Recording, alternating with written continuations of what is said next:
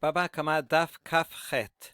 We were already introduced to the machloket between Rav Nachman and Rav Yehuda. Rav Nachman said, Avid inish dina lenafshe, one is permitted to take the law into one's own hands. If someone is taking something from you or damaging you, you don't have to stand by and wait. Let them do it and just to bring them to court later. No, I have a right to stop, to defend myself, to stop him, even using force if necessary, only if necessary. If I can stop him by shouting, then I have to shout and not harm him. But if I need to use violence and cause that person damage and hit him or whatever, in order to stop that person from stealing from me or from damaging my property, then I am allowed to take the law into my own hands. That is Rav Nachman's opinion. Rav Yehuda, however, says, La avidina anishtina lavshe. I cannot take the law into my own hands unless there's an immediate and irrevocable damage. If it's going to cause damage that I won't be able to collect later, like we saw in the case of a cistern, where the guy's coming on the day that's not his turn and taking water from the cistern, and maybe then there'll be no more water left tomorrow, and then I won't be able to water my crops, and then they will die, and so on, and he's not going to pay me all that back. He'll pay me if I take him to court, for the amount of the water, and then by then it'll be too late. I won't be able to recover the loss that I will have. And so in such a case, everyone agrees I can take the law into my own hands, but Rav Yehuda says, if the loss can be recovered in court, then I have to stand by and watch the guy as he goes and takes something that's mine or causes damage to something that's mine, and then I bring him to court later. But I'm not allowed to be violent and stop him through violence, according to Rav Yehuda. Now we are going to see a number of questions against each side. First, we're going to have 4 challenges against Rav Yehuda, and after that, 4 challenges against Rav Nachman. So it's a very beautifully structured sugya. Here we go. Mativ Rav Kahana. Oh, the first one is the only named one. The rest are all going to be anonymous. Ben Bagbag Omer, Al tikanes lachasar chavercha litolet shelcha shelo birshut, shema tereh alav keganav, ela sheboret shina ve'emor lo, sheli ani notel. Ben Bagbag says in a beraita, do not go into your friend's property, courtyard, to take what's yours. Let's say he has what's yours, you lent him something and he never gave it back, and so you're going to just march in and take it, or rather go in secretly. Don't sneak in to your friend's courtyard and take what's yours, even though it's yours, because then you're going to seem like a thief. And you don't need to seem like a thief. You don't have to go in secretly. Rather, go in broad daylight, march in there, and break his teeth, meaning use force if you need to, and say, I'm taking what's mine. Don't sneak in there at night, because then at night he's sleeping and he won't stop you. Rather, go in the middle of the day, right when he's there, confront him directly, and say, I'm taking what's mine, and if you try to stop me, I will use force against you. So you see clearly that Ben Bagbag says you are allowed to take the law into your own hands. You don't have to wait and go to court or be nice about it. You go and take it. This is a challenge against Rav Yehuda. Amar le imach Ben Bagbag yichidaahu ufligi rabanan aleh. Other manuscripts over here say that Rav Yehuda said back to Ben Bagbag, he said, Kahana, imach, which is a stronger language. Here, this language here is shorter. Anyway, it means, do you agree with that, right? Rav Kahana, do you really think that's a good question? Ben Bagbag is a minority opinion, and the majority disagrees with him. Only Rav Kahana, this is actually a proof for Rav Yehuda, the fact that only one Tana says you can go and confront the guy and hit him if you need to take what's yours. The rabbis say you can't do that. So actually, Rav Yehuda says, I'm following the majority opinion, and so there's no problem there. Or another answer to the same question, the Rabbi Yanai Amar, Mai Sheboret Badin. When it says break his teeth, it doesn't mean literally that you can use violence. It means break his teeth in court, right? Bring sharp arguments and get it back in court. Right? Don't sneak in and take what's yours. Rather, confront him publicly in court, but not violently. And we ask about that answer.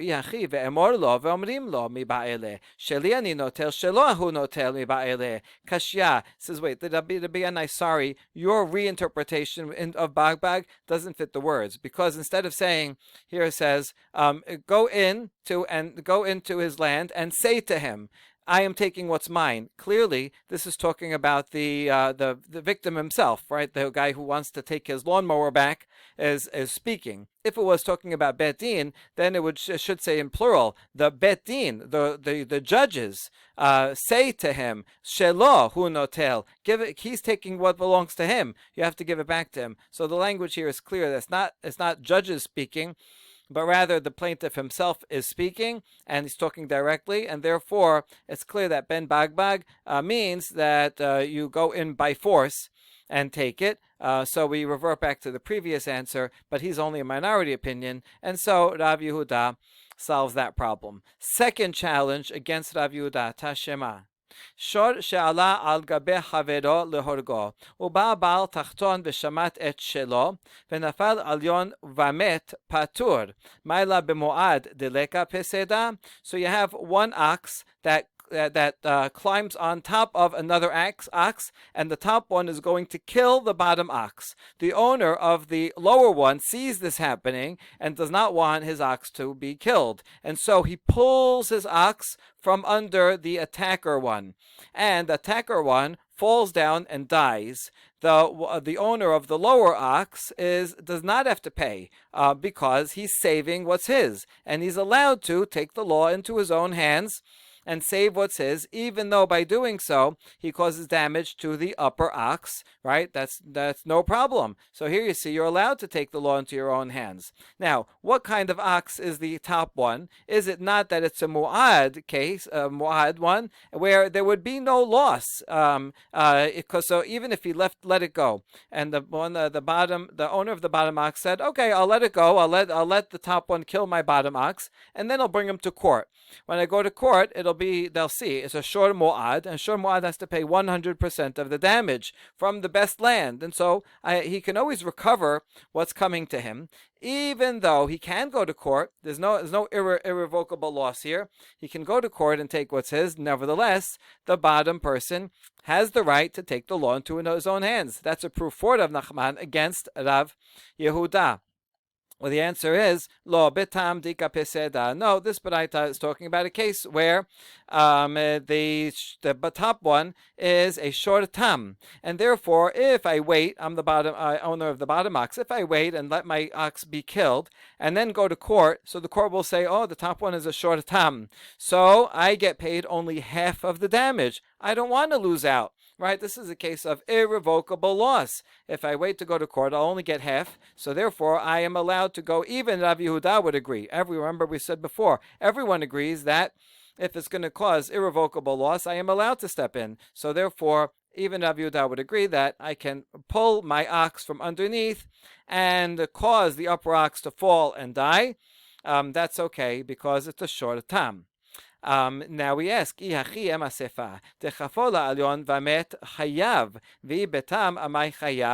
continuation of that same baraita said, if you have the same scenario, I see my ox below being attacked by one above. If I go and push the ox above, instead of pulling my ox from underneath, I go and push the attacking ox from above, and it falls and dies, then I am liable. Now here's the question. If it was a short tam, why am I liable? This is an irrevocable loss, because if I let it happen, then I will go to court and I'll only get paid half. So what's the problem? Why can't I take the law into my own hands by pushing the one on top off? And then I should be patur. And the answer is shahya lo leshamto velo shemato. The answer is because I had a way of saving my ox without directly harming the top ox. I could have pulled my ox from underneath. We're assuming it's a case where I could have done that just as easily. and saved my ox, so then I should have done that. I didn't have to go and do a more violent act and push the upper ox away from it. And so, since I could have done an act that was less violent, and instead I picked a more violent one, everyone would agree, even Rav Nachman, who says you can take the law into your own hands, but that's only minimal force. You can't use maximal force. So this is another important concept, right? If someone is coming and breaking into my house and stealing my stuff, and if I have to, I'm allowed to stop him, but I have to use the minimal force, right? If I can yell at him and get him out, then I have to yell. If I can stop him just by hitting him twice and he leaves, that's fine, right? I can't, if I just go shoot him when he would have left if I only hit him, then I have to use minimal force, and if I use more force than necessary, then I would be liable. Okay, so we solved that one, and now third challenge against Rav Yehuda, Tashema. הממלא חסר חברו כדי יין וכדי שמן, בא לחסר משבר ויוצא, משבר ונכנס. Someone fills up the courtyard of his friend full of jars of wine or jars of oil. And so now, right, I can't get out of my house because someone came and filled up my entire porch, my entire courtyard, and I can't get in or out of my house. So the owner of that courtyard is allowed to break the jugs and leave, break the jugs and come out and enter. So you see that I'm allowed to take the law into my own hands, even though apparently there's no loss, right? I could just wait. I could go somewhere else. I could wait inside until someone comes and moves them. So there's no immediate loss, but nevertheless, it's my right to come in and out of my house, and therefore I can take the law into my own hands and break the jugs, and this is a challenge to Rav Yehuda. Amar Rav Nachman bar Yitzchak, meshaber v'yoseh lebetin, meshaber v'nichnas lehabi zechuyotav. So Rav Nachman bar Yitzchak says, I can explain this according to Rav Yehuda. What did Rav Yehuda say? That I have to wait and go to Bet Din. Okay, I want to go to Bet Din, but I have to get there. If I'm in my house and I'm stuck and I can't get there because you filled my whole courtyard, well, I'm allowed to go to Bet Din, so I can smash them to make a path to go out to Bet Din. Or if I was already outside, but I need to go back into my house because that's where I have the deed. I need to bring proof that this is my house, this is my courtyard. So if for the purposes of going to Bet Din, I may need to smash them. So this is not taking the law into my own hands. This is going to Bet Din, but in order to go to Bet Din, I have to smash them. In that case, even Rav Yehuda would agree that I'm allowed to smash them. So we answer that. And the last challenge to Rav Yehuda, Tashema. Minaim lenirsa שכלו לו ימיו ורבו מסרב בו לשאת וחבל ועשה בו חבורה שהוא פטור. Let's say I have a slave, and after 6 years the slave said, I want to stay. I said, fine. Okay, so we make a hole in his ear and he stays. And then the Yovel comes. And so, the Yovel, whenever it comes, even this type of slave goes free. And so I tell the master, Rabo means master, go out, go back home. And the slave doesn't want to leave. He's just staying there. And so now I start hitting the slave and cause him damage, cause him an injury to get him out of the house, right? Because I want him to go back home. He's a free slave. I don't want him anymore. So I am not liable. I'm allowed to hit my slave to get him to leave once the Jubilee year comes. How do we know that? This is all part of the Braita. Tamud Lomar, Lo tichu chofer lashub, Lo tichu chofer lashav. The Pasuk says, I'm not allowed to take ransom for one who returns. The original context of the Pasuk is talking about someone who kills B'shogeg, and he has to go to Ir Miklat.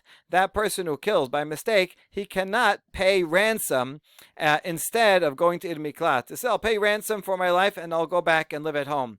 No, you're not allowed to do that. You have to stay in Ir Miklat. But we're applying this to this case here. Instead of reading Lashuv, we're saying Lashav, to the one who returns. A slave who, when the Yovel comes and he's supposed to return back to his family, that's Lashav, but instead he's returning back to the master, also Lashav. So I do not have to pay ransom for that. If I hit the slave to get him out so that he doesn't return, I am not liable to pay for that. That's the proof for it. So what you see here is that the master is allowed to take the law into his own hands. He doesn't have to go to Bet Din to evict the slave, but rather he can hit the slave and cause him injury to get him out of his house. So you see, this is a challenge to Rav Yehuda. Rav Yehuda would say, no, you can't take the law into your own hands. Go to court instead. And the answer is, we're talking about a slave who is a thief. You see, if I leave him in the house for longer and go to Bet Din, he may start stealing things that are in the house. And so this is immediate danger, immediate loss that will be irrevocable. He's going to go and steal it, and who knows, he's going to break things, and who knows if he even has enough money. He was a slave this whole time to be able to repay. I'm not going to be able to recover my loss, and so that's why even Rav Yehuda agrees this is an irrevocable and immediate loss. So I can't wait to go to Bet Din. We ask about this. Hold on. You had the slave for at least 6 years. You might have had him for maybe 49 years, somewhere between 6 and 49 years. You had him for many years, and he hadn't been stealing, because if he was stealing before that, then obviously you would have kicked him out of the house already. And so all of a sudden now he's stealing, and the answer is yes. This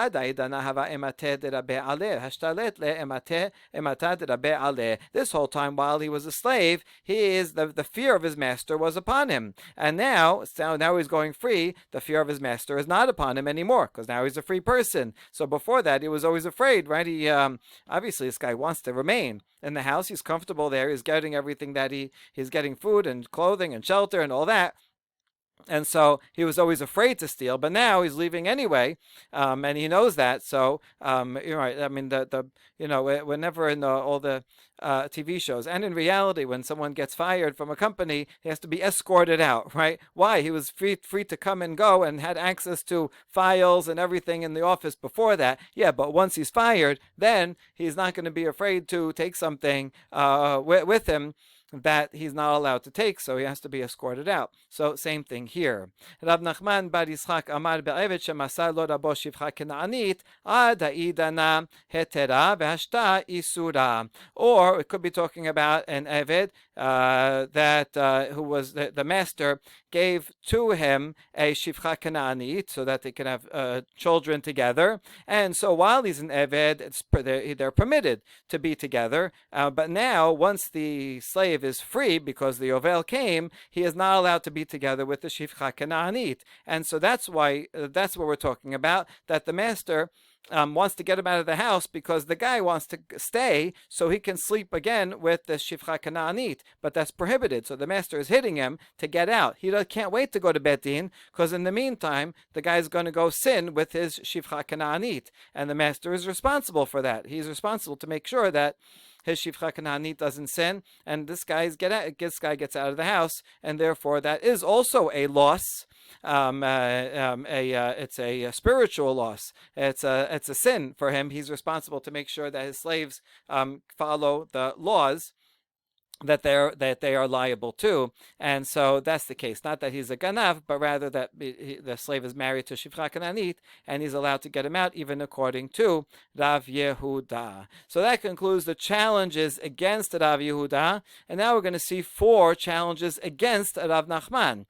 For Rav Yehuda, right? Rav Nachman said you are allowed to take the law into your own hands. So here's number 1: Tashema hamaniachet hakad b'shut harabim u'ba'acher v'nitkal ba u'shvara patur ta'amad nitkal ba hashevara chayav. If someone leaves a jar in the middle of the street, and the pedestrian comes and trips over it and smashes it, the pedestrian does not have to pay. Right, because he was just walking on his way. He's allowed to walk in the middle of the street. Now, it seems that only if he fell, right, it says nitkal, only if he tripped on it by mistake and smashed it, then the pedestrian does not have to pay. But what if he smashed it on purpose, right? He's walking and he sees it and he says, who left their jar in the middle of the street? I'm going to smash it, and he kicks it on purpose. then that would be liable. So that shows that you're not allowed to take the law into your own hands, right? Even though he's in the right and the guy or the owner of the jar is in the wrong for leaving it there, right? So he did something wrong. Okay, go to Beit Din and say, oh, this guy put a stumbling block in the middle of the street, right? Who says you have a right to go and take the law into your hands and smash it? That's the challenge to Rav Nachman. The answer, Amar Rav Zavid Mishmet Rava, Hu adin afilu shebara, v'ayde katani nitkal, ayde dekaba ayde mitna sefa. Im hu zak bal habit, hayav benisko. Tedavka nitkal aval shavad la. Tu azika nafshe, katani resha nitkal. We actually saw this answer on the first stuff. This might be the original place where this answer is stated, and it was borrowed before, or it could be the other way around. Anyway, it's the same answer as we said before. In fact, you're right. If the pedestrian decided that he saw it and smash it, he would still be not liable. He could do that because you're allowed to take the law into your own hands. Now, in that case, why does in the Resha, how come it says he tripped on it? If it could have said a bigger chidush, that even if he smashed it, he's patur. Because it wanted to use the same language to continue into the sefa. Sefa is if the pedestrian also was himself damaged by it, right, in the process of either tripping over it or purposely smashing it. He broke his arm, then the owner of the barrel has to pay for the damage to the pedestrian. However, that is true only if the pedestrian fell on it. But if he smashed it on purpose, then we blame the pedestrian. You decided that you want to take the law into your own hands, right? Even though you didn't have to, right? There was no immediate danger to you. And you decided that you're going to take the law into your own hands and you're going to be the one to smash it. All right. And then you ended up getting hurt. So you caused yourself this damage. And therefore, the owner of the jug does not have to pay in that case. So therefore, we wanted to use a word in the Resha, tripped over it, that would apply to the sefa as well. So the resha and the sefa both apply. In the case where he tripped over it, then the pedestrian does not have to pay, and the owner of the jug has to pay the pedestrian if the pedestrian was hurt, if he fell on it. But if he smashes it on purpose, then the pedestrian, on the one hand, does not have to pay for the jug, but if the pedestrian got hurt, then the owner of the jug does not have to pay the pedestrian for that. And so Rav Nachman is fine with this. Yes, in fact, the pedestrian is allowed to take the law into his own hands and smash it. Second challenge to Rav Nachman, Tashema, v'kasota et kapa mamon. Maila b'shana yechola la'asil al yedei davar acher. If there's two men fighting and the woman is standing nearby and she goes and intervenes into the fight by causing an injury to the privates of one of them, she has to pay, even though the pasuk says literally you cut off her hand, but we don't do that literally, but she has to pay for the damage. So you see that she is taking the law into her own hands, right? Because you could say she should run to Beit Din, and do something and stop them, or get someone to stop them. She takes the law into her own hands, which would seem like it would be permitted here, and yet she has to pay. So this is a challenge to Rav Nachman. Now, what exactly is the case? Is it not the case that she cannot stop them in any other way, and so this is the only way she can stop them, and nevertheless she has to pay, which means that she cannot take the law into her own hands? Challenge to Rav Nachman. And we answer, Lo she'echola la'asil davar acher. Now we're talking about a case where she could have stopped them from fighting in an easier way. She could have yelled. She could have done something else. She didn't have to take this extreme measure to cause injury. That's why she's liable. This is the same principle we said before. Right? Yes, you're allowed to take the law into your hands to stop an injury, but you have to use minimal force. And here she used more force than necessary. Okay, we follow up. Aval ena yechola. Okay, so that means you're telling me that if there was no other way, then she would not have to pay, right? That would be consistent with Rav Nachman. However, perat l'shaliach Beit Din liflog v'litnei bedida. B'medrim omerim she'echala la'asil al yedei davar acher, aval ena yechola la'asil davar acher petura. So that reading is not smooth with the continuation of the Braita, because the Braita wants to make a contrast between the first case where she does this herself and she is liable for intervening, and the Sefa says only she is liable, but that excludes a messenger from the court. In other words, if the court hears that there's some fighting going on, and they tell a messenger, a bailiff, go and intervene. Or maybe they have in general, the Bet Din authorizes some people, we call this the police, that they are authorized to intervene in civilian disputes and stop people. So this is actually not taking the law into your own hands. This is an authorized person. So if there's an authorized person, like the police, who are authorized, pre-authorized to use force, then, and that person, and this officer goes and stops them and causes damage to one of the men, but in the midst of breaking up the fight, then they are not liable. Now, so it's making a distinction between the civilian woman standing by, she is liable, whereas the officer is not liable. Wait, I know you want to make a distinction in the Resh and the Sefa, but we like to try to make the distinction as small as possible to teach the maximum lesson. So it should have, instead of talking about a woman and the officer, it should have talked about the difference within herself between these two cases and said, when does she have to pay? Only if she could have stopped it in an easier way. But if she could not stop it in an easier way, then she is exempt, and that would have been a bigger chidush. And so we answer, Hachinami Ka'amar. באמת אומרים שיכולה להסיל על דבר אחר, אבל אינה יכולה להסיל על דבר אחר, נעשה ידה כשליח בית דין ופטורה. In fact, that's what the Baraita means to say. When is she liable to pay?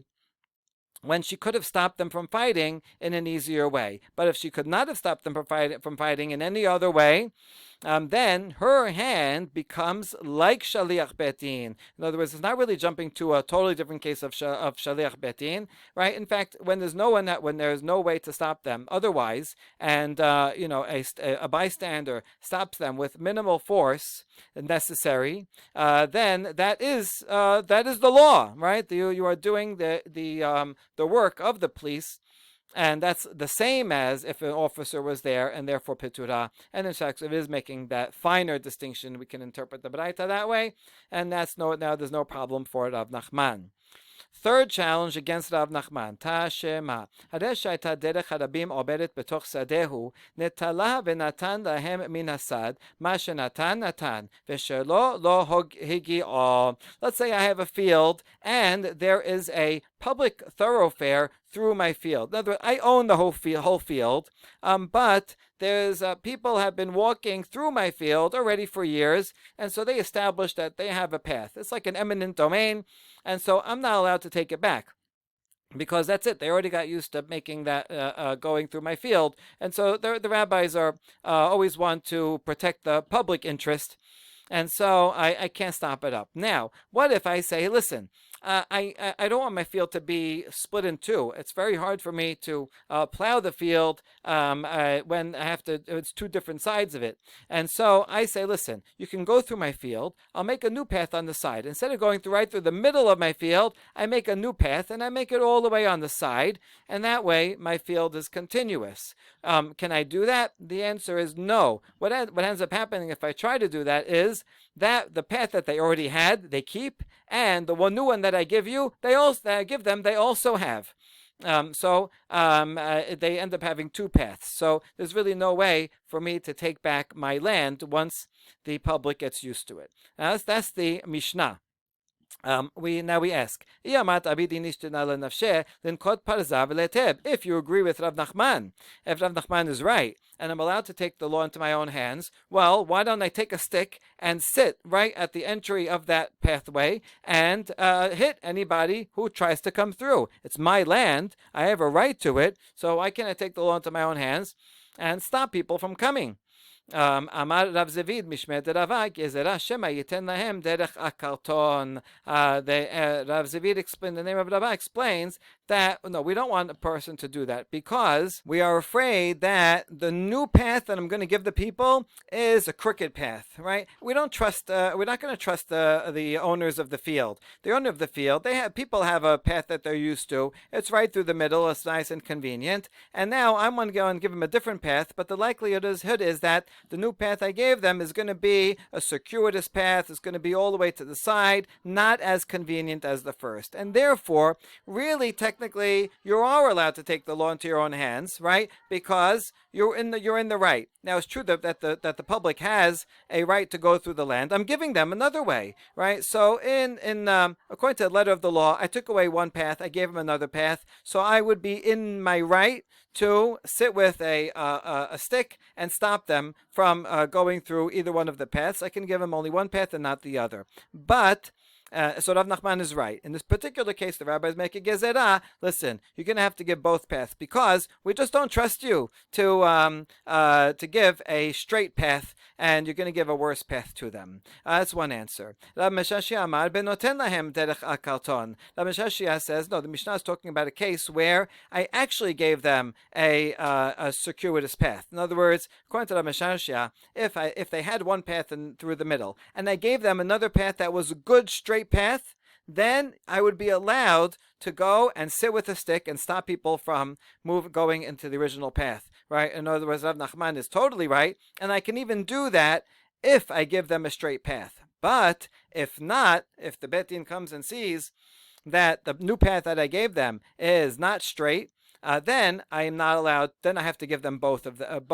I gypped them out, and they had a better path before, so I cannot stop them. Okay, so the difference between these two is whether you make a gizera for all cases or only in particular cases. But either way, these are exceptions. But the rule is that I could take the law into my own hands otherwise. Rav Ashi Amar kol min asad derech akarton hu kedoba lazeh urchoka lazeh. Rav Ashi says, no, I don't accept that because any new path is going to be crooked for some people, right? It doesn't matter if it goes straight through my field. The problem is that if I make it all the way on this side, well, there's people that live closer to that side. And so for them, it will be a longer path. And so every new path is going to be longer, and therefore I'm never allowed to take away a path that exists, because the path that exists is always going to be more direct for some people. Okay, so Rav Ashi rejects those answers. We ask, according to that, why can't I reclaim the path that I gave them? In other words, here's the case again. According to Rav Ashi, there was a path in the middle. I gave them a new path. Rav Ashi says, sorry, right? You can't give them a new path. You have to keep the old path, and I can't block the old path with my sitting there with my stick because the old path was good for some people. New path is going to be bad for some people. So therefore, I can never take the old path. So we ask, according to Rav Ashi, since the old path I always have to leave, the new path that I tried to give them, why can't I take that back? Where, how come the Mishnah said that I have to give them both of them, right? And the answer is, a part of the question is, Lema lehu shekolu didchu v'habu li didi. Why can't the owner of the field say, you know what, take your path, your original path, and give me back the new path that I tried to replace it with? Why does he have to give them both?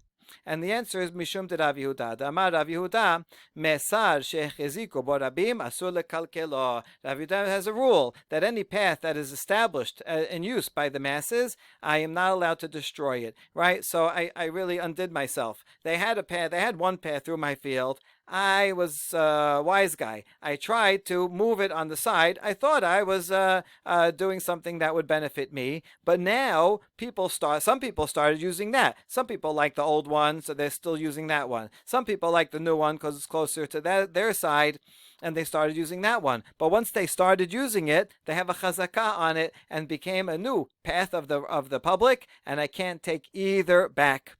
And so that is the law, and that would be according to Rav Ashi. In fact, I can't take either back. So the most lenient for the landowner is Rav Meshashia, in fact, that if I give them a good new path, then I can take the old path. and I can even sit there and stop people. But according to Rav Ashe, I have to give them both in all cases because everything's closer to one or the other. And according to Rav Zevi, name of Rava, I also have to leave both only because it's a gezerah.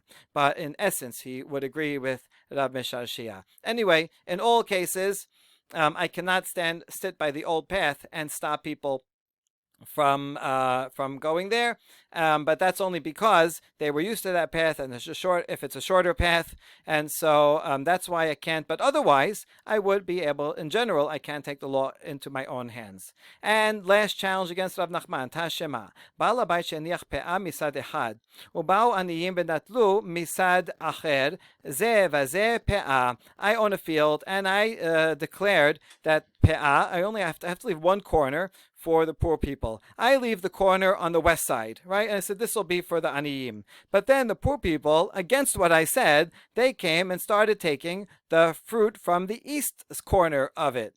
And the law is that both, is according to the Braita, both the west corner and the east corner are both pe'ah. Now we ask, why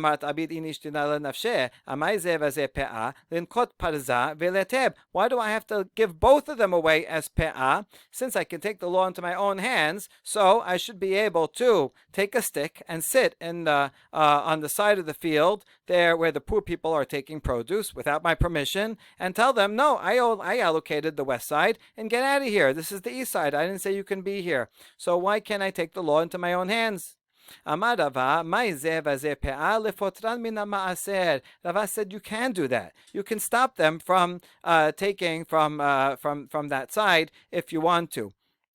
What does both are pe'ah? Doesn't mean both are pe'ah in the meaning that I have to let them take from both sides. No, it means both are pe'ah for the law of ma'aser.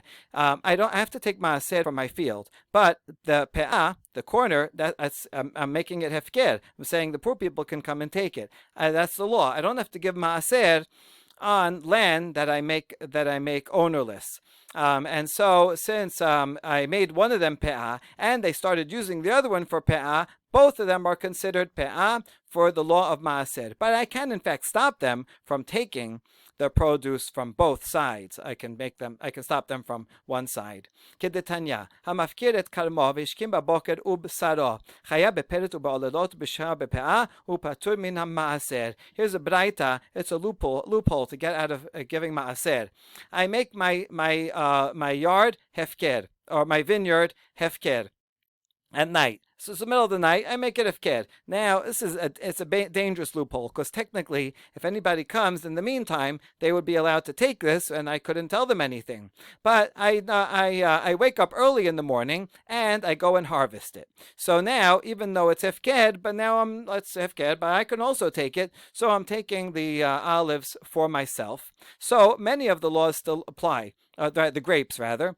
So I still have to give peret, fallen grapes, or incompletely formed clusters of grapes I have to leave for the poor, or forgotten clusters I have to leave for the poor, and pe'ah also I have to leave for the poor. Because, I am harvesting it now, and so these laws all apply to whoever is harvesting it. But I don't have to give ma'aser because I made it hefker. And so the same is true here, where I have two corners, one I designated for pe'ah, the other one that the poor people themselves decided they're going to take as pe'ah. Both of them, I don't have to give ma'aser on it. So it's actually a leniency, but in fact, I am allowed to take a stick and sit by one of them and tell the poor people, no, you go to the other one. You're only allowed to take from one, even though the other will also be hefker and therefore not liable to ma'aser. And now, Einu Mishnah. Nishbera kado b'reshut harabim, ve'uchlak echad b'mayim o shelaka b'charsit hayav. I have a jug, and it breaks in the reshut harabim. I dropped it, and it broke in the middle of the street, and the water, liquid inside, went all over the street. A pedestrian comes by and slips on the water, or he he's injured by one of the shards from the pot. I am liable, right? This was my jug. I dropped it, and now this created we're going to compare it to a pit. I created a stumbling block, a dangerous item in the middle of the street. Someone comes along and got injured. I am liable. That's Tanakama. Rabbi Yehuda Omer b'mitkaven haya b'eno mitkaven patur. Rabbi Yehuda says only if I intended to cause damage, right? I smashed in the middle of the street in order so that people will get injured, then I am. But if it was by mistake, then I am not. Then I am exempt. That is the Mishnah. Let's analyze. Amar Rav Yehuda Amar Rav lo shanu ela shid tinnefu kelav b'mayim aval hu atzmo patur karka olam hizikatu. Rav says that a huge limitation on this Mishnah. When am I, the owner of the jug, liable? I'm only liable if you slipped and your shirt fell in the water and got dirty or damaged. Just a silk shirt, it got damaged from the water. I have to pay for your vessels that got damaged by the water. Only that. But for your person, let's say you slipped and you fell and broke your arm, I don't have to pay for your injury, because what caused the injury? Not my water, the ground. Ground is not mine. That's not my problem. So go blame the ground. Go hit the ground. It's true, my water caused you to slip, but that's only indirect. It's actually the ground that hurt you. So never, according to Rav, I only have to pay for damage done directly by my items, by my water or my shards, and not something that happens indirectly, which is what happens to you. All right, that's the opinion of Rav. Now, ki amrita kameh di Shmuel. This was repeated to Shmuel, Rav's colleague. Amar li, Rav Yehuda saying all this. Rav Yehuda said this name of Rav, and then Rav Yehuda, he was a student of both of them, repeated this to Shmuel, and Shmuel tells Rav Yehuda, mikedi avno vesakino masao miboro lamadnu, וכולן אני קורא בהן שור ולא אדם, חמור ולא כלים. והנה מילה לעניין כתלה, אבל לעניין נזקין אדם חיה וכלים פטורין. Shmuel said, I totally disagree with Rav. In fact, I would say the opposite. Why? Because if someone leaves a stone or a knife or some load, a suitcase in the middle of the street, and then someone trips on it and it causes damage, so these are all considered like a pit, like a bor. Now, what do we say regarding a bor? The pasuk regarding a bor says if an ox or a donkey falls into the bor, then the owner of the bor is liable. The midrash says shor means damage to an animal, but not damage to a person. Damage to a donkey, but not damage to vessels. So that pit, I'm only liable for damage that it causes to animals, not for people and not for vessels. Now, for people, you should have watched where you're going. However, that's only regarding a person being killed. Then if a person falls in and dies in my pit, I am not liable. However, if a person is damaged, he breaks his arm in my pit, I am liable. And regarding vessels, I do not have to pay. For vessels, there's no difference between dying and breaking. Breaking is the same as dying for a vessel, so any nezek is the same. And therefore, for vessels, I am always not liable in a pit, and for animals, I am liable. For human beings, if the person dies, I'm not liable. If it gets damaged, I am liable. Therefore, according to Shmuel, it should be the opposite. If a person slips on the water and breaks his arm, and his clothing gets ruined from the water, it's actually the opposite. Clothing is kelim, and since this is a pit, I am not liable for damage to kelim. So therefore, I do not have to pay for the damage to your shirt. Whereas if you broke your arm, then I am liable for damages to a person. And so Shmuel is saying, I think the exact opposite. Rav said that I have to pay for the shirt that was damaged by the water, but not damage to the person who hit the ground. And Shmuel says exactly the opposite. I do not have to pay the shirt because that's kelim. This is a pit. And the only thing I have to pay for is not death, but damage to the person. All right, so Shmuel brought a proof. So what's Rav going to say to that, right? Don't you agree that this is a bor, and those are the rules for bor? V'Rav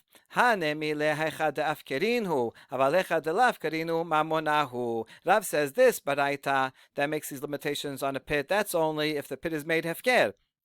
I dug a pit in the middle of Shut Rabim, and then, I don't know why I dug a pit, I don't know, I wanted to put something there for a while, and then I leave it, I say it's not mine, I renounce ownership of it. I am still responsible for the pit, and in that case I'm responsible for animals and damage to people. I'm not responsible for kelim. That's what that Baraita is talking about. But if I still have ownership over it, that's a different story altogether. And here is a case where my vessel broke, but I didn't renounce ownership over it. I still claim ownership over the spilled water and the broken pieces. Maybe I want to collect them, whatever.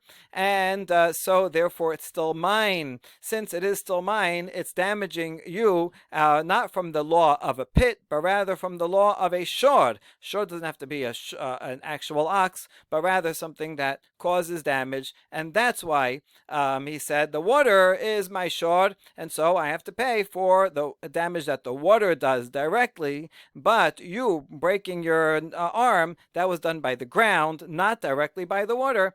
And therefore that's indirect, and I don't have to pay.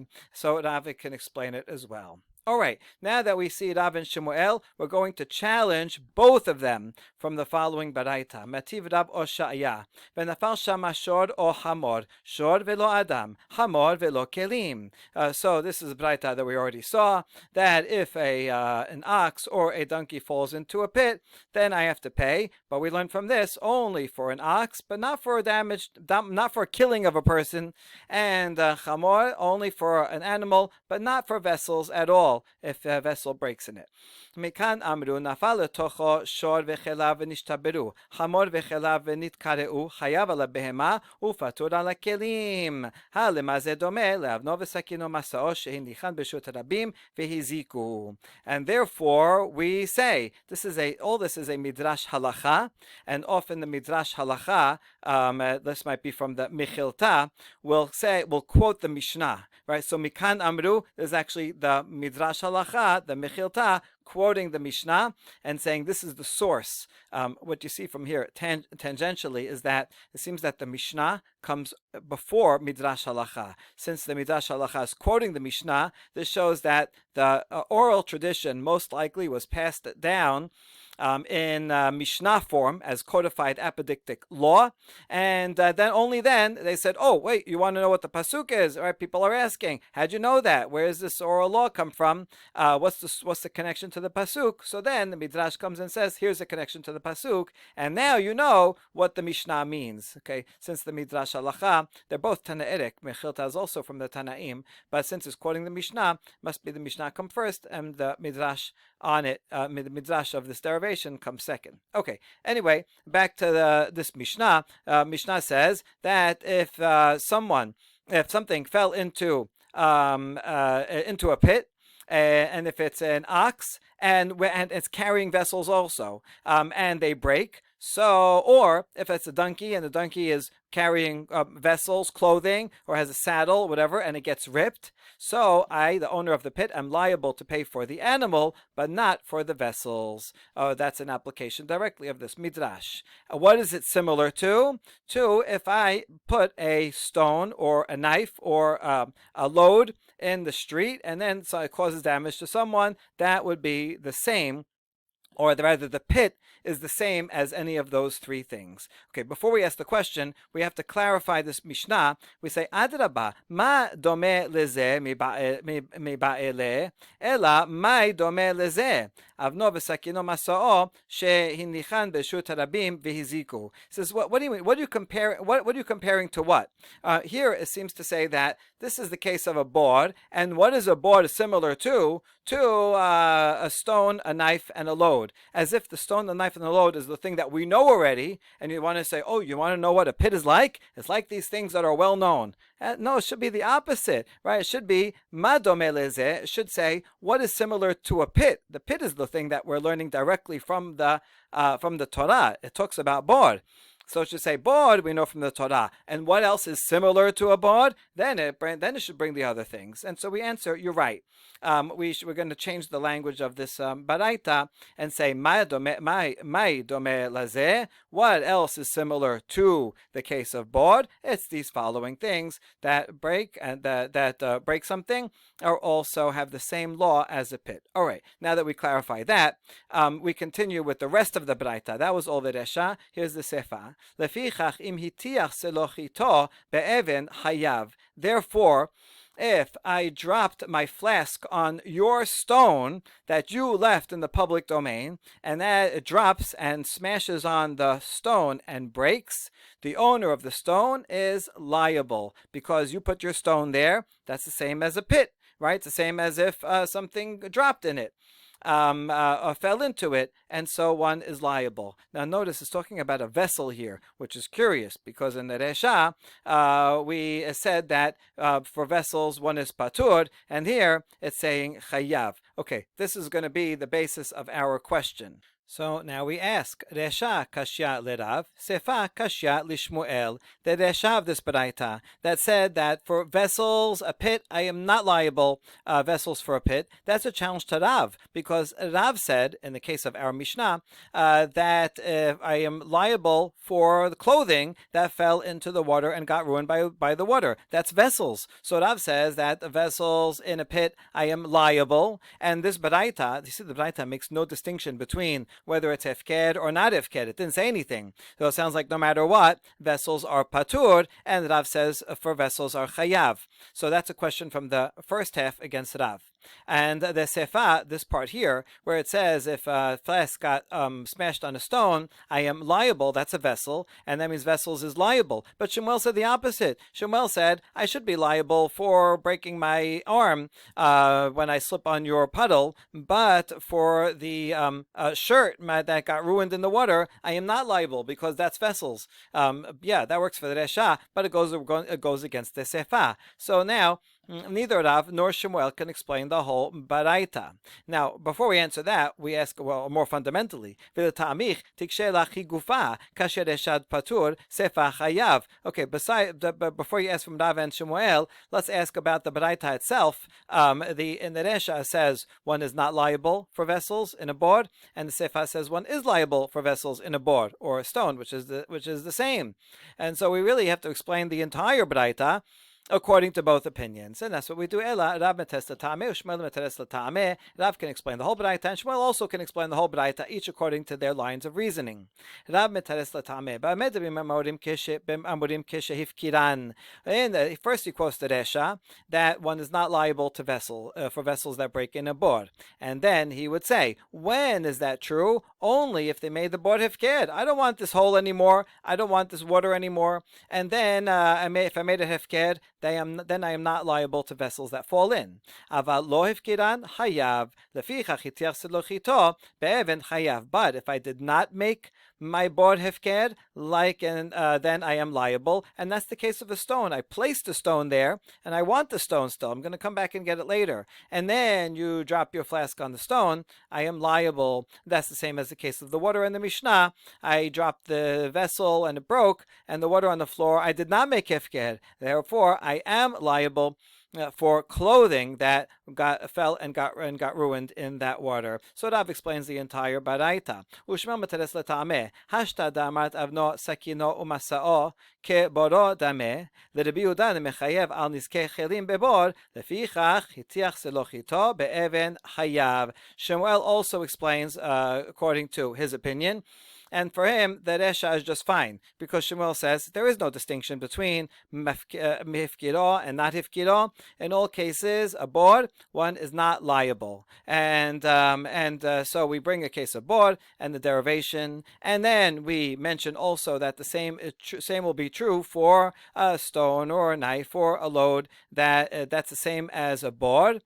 And so for Tanakama, for the Rabbanan, for the majority opinion, yes, indeed, I am not liable for vessels. The sefa, however, is a different opinion. It's the opinion of Rabbi Yehuda that will be discussed much later on in the Masechet. And Rabbi Yehuda says one is hayav regarding vessels in a board.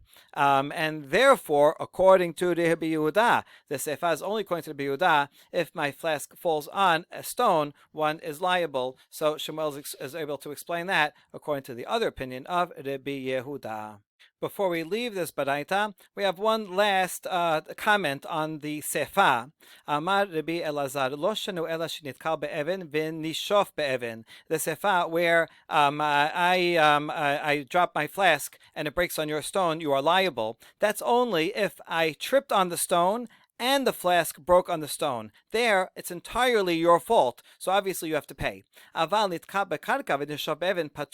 if I slipped on the ground, just a regular slip on the floor, not because of you, and then as I was falling, the flask fell onto your stone, I am not liable because you are only partially at fault. If your stone wasn't there, I could have saved my flask, but you're not the fault that I fell in the first place, so therefore you are not liable. Keman, whose opinion would this be? The lo Rabbi Natan. This would not be the opinion of Rabbi Natan. Rabbi Natan says if two people are jointly at fault for something, but one for some reason is not liable to pay, then the other has to pay the entire amount. So if we follow Rabbi Natan, so you'd say, well, the ground this is public domain, so you're not liable for that half, and that half isn't paying, and therefore we don't say that you pay for the entire thing. Rather, if the ground isn't paying, then you, as owner of the stone, also don't pay. So that's not like Rabbi Natan. If you follow Rabbi Natan, that would mean that you have to pay for the entire thing, even though it's only half your fault. And so this is not Rabbi Natan, according to this. Since it's not all your fault, you don't pay anything. That's one version of Rabbi Elazar. Ika de amre, amar Rabbi Elazar, lo tema benitkal be'even v'nishof be'even hu demechayav, aval nitkal be'karka v'nishof be'even patur. This version is exactly the opposite. According to this, Rabbi Elazar is saying, don't think that the liability is only when I fell on your stone and I broke the flask on your stone. That's when I'm chayav. But if I had fallen from the ground and then broken it on the stone, then I would be patur. No, don't say that. Ela afilu nitkal bekarka v'nishof be'even chayav. Even if it's only partially your fault, I actually fell on a bump in the ground and then fell on your stone. Nevertheless, you are liable to the whole thing. Why? Keman Rabbi Natan, because in fact he does follow the Rabbi Natan, and according to the Rabbi Natan, even though it's only partially your fault. Now, if I fell because of someone else, and they would have to pay half, and you would have to pay half, right? Or if then you have to pay half. But if the other part is just a shuta rabim, and nobody's paying for that, then you have to pay the entire amount, right? Even though it's a joint effort in causing the flask to break, because it has to be that I tripped and it fell on your stone. But if not for your stone, then it wouldn't have broken. So the other person that doesn't have to pay for my falling, because that's just the public domain, and you are liable to the whole thing. So therefore, it doesn't make a difference if I fell on your stone and it broke on the stone, or if I fell on the ground and it broke on your stone. Either way, you have to pay. Baruch Adonai Leolam. Amen ve'amen.